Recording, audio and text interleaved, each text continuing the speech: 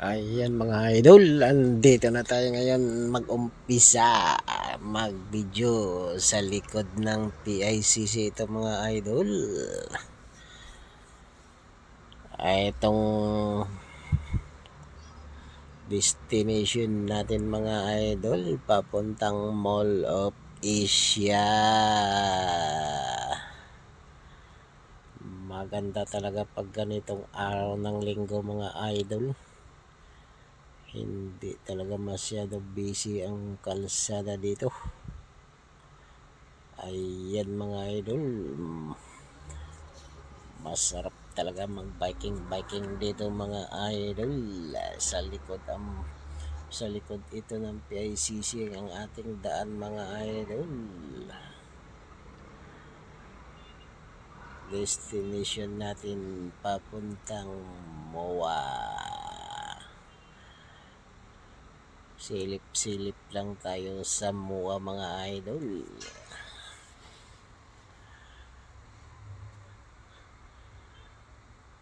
Sapat na itong kalayo mula Ligarda papuntang MOA. Sapat na ito mga idol. Mababawasan ng ating pawis. Vice versa naman ang ating travel. Kaya okay na tayo mga idol.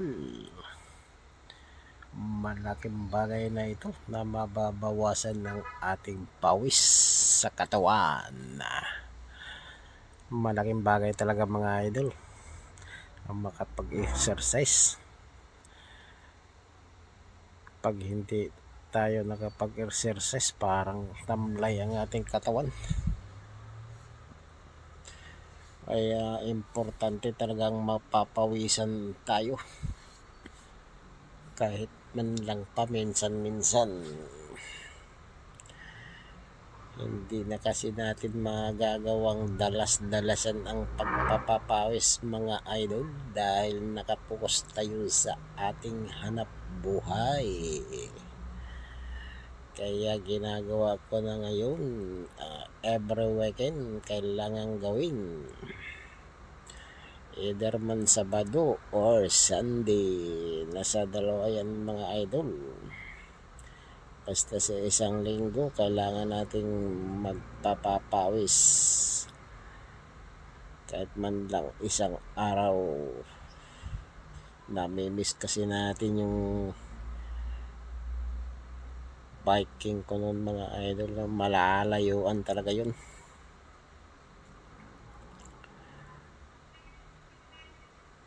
...45 kilometers yung mga tinatakbo ko noon. Balikan 80 kilometers. Sulit talaga yung pawis ko doon mga idol. Kaya ngayon hindi na natin magagawa yun. Saka na natin gawin yan. Kailangan muna natin magpabalik-balik lang muna tayo dito sa malalapit para parang nag-i-ensayo lang muna tayo mga idol. Kasi pag diretso natin balikan yung malalayuan, delikado ko. Baka tayo mag-collapse. Kaya ang gagawin ko muna, warm up lang muna tayo. Mag vice versa lang muna tayo dito sa ganito kalalayo o ganito kalayo. Ay, pedestrian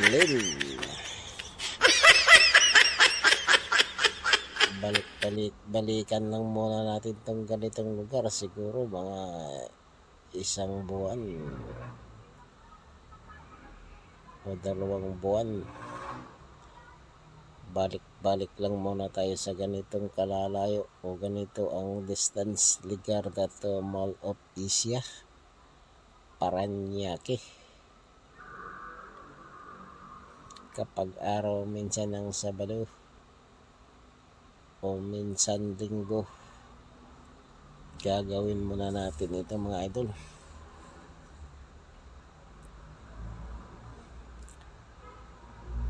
Parang hindi tayo manghihimik kagad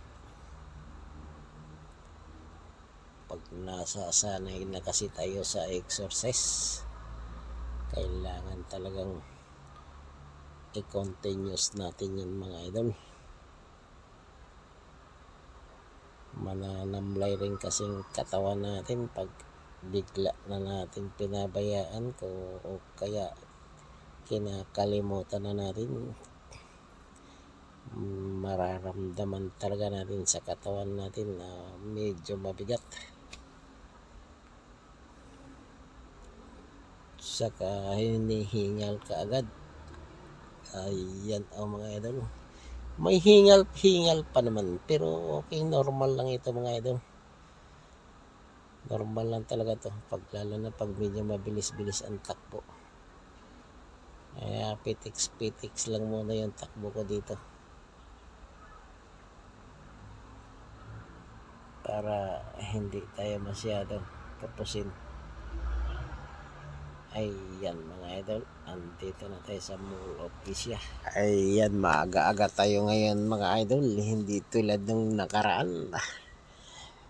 Tanghaling tapat yung ginawa natin. Ngayon maaga-aga muna tayo mga idol.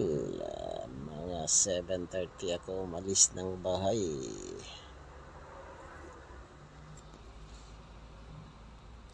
Okay na ito para hindi tayo abutan ng tirik ng araw, hindi tayo kakapusin ng hininga.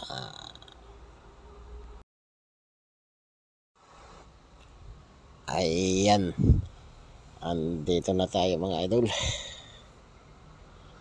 Maaga-aga tayong nakarating dito ngayon. Ayan mga idol, andito na tayo ngayon sa MOA. Medyo pawisan talaga mga idol. Malapit-lapit na tayo sa tabi ng dagat mga idol. Gusto nating sumilip din sa may tabi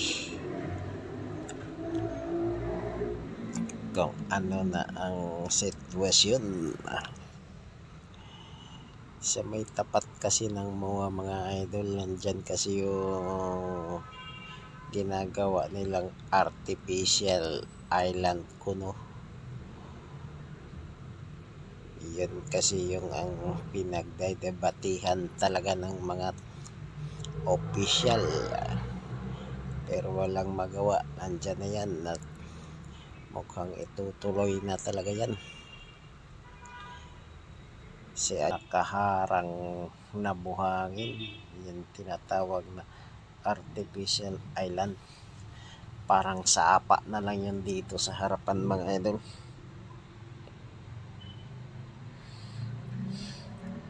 Ayun, malawak din pala ito. Kung gaano kalawak yung haba ng MOA sa tabi ng dagat, ganun din pala kalawak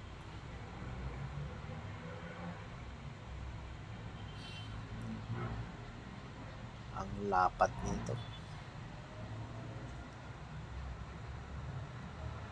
Ayan mga idol,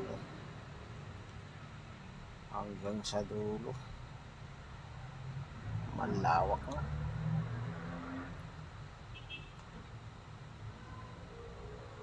Medyo palayo-layo pa ito mga idol.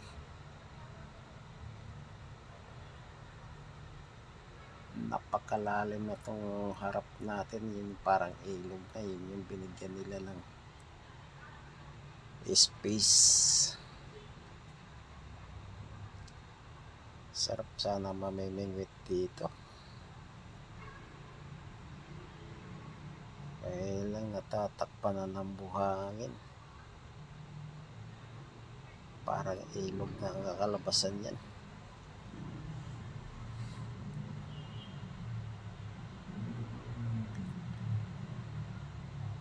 Pag natayo na yung mga establishmento dyan, kung ano mang itatayo nila dyan,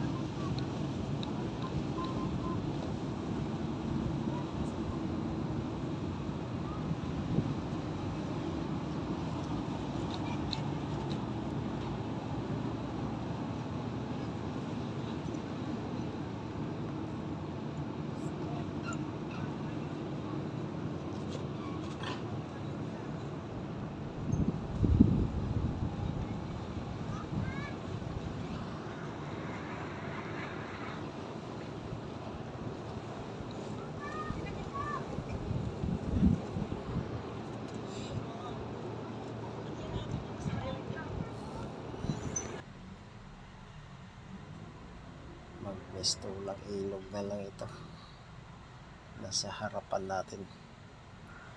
Ayan mga idol, punas na lang muna tayo. Mamaya na yan, lalarga na tayo ulit. Babawas lang tayo ng pawis.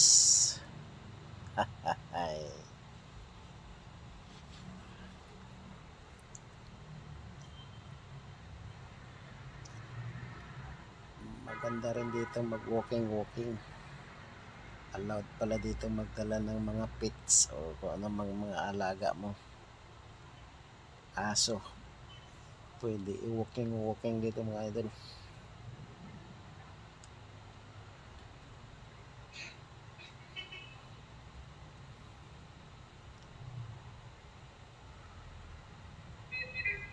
Punas lang muna tayo saglit, tapos tayo babalik na naman. Uwi na tayo mga idol. Pagkatapos dito, hindi na natin antayin tumirik ng hustong araw. Masyadong kakapusin na tayo sa hininga. Masakit na sa balat pag matirik na masyadong araw.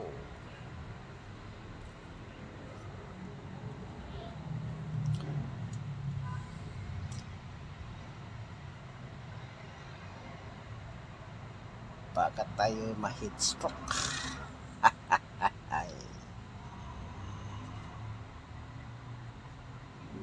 Maya konti mga idol, lalarga na naman tayo pa uwi. Malapit lang naman dito mga idol, hindi tulad ng tinatakbo natin dati. Ayan mga idol, tune up muna tayo ng bike natin. Tingnan muna natin kung baka mayroong na disalign o kaya yung preno para maagapan natin. Okay naman mga idol, okay naman kayo. Good running condition pa.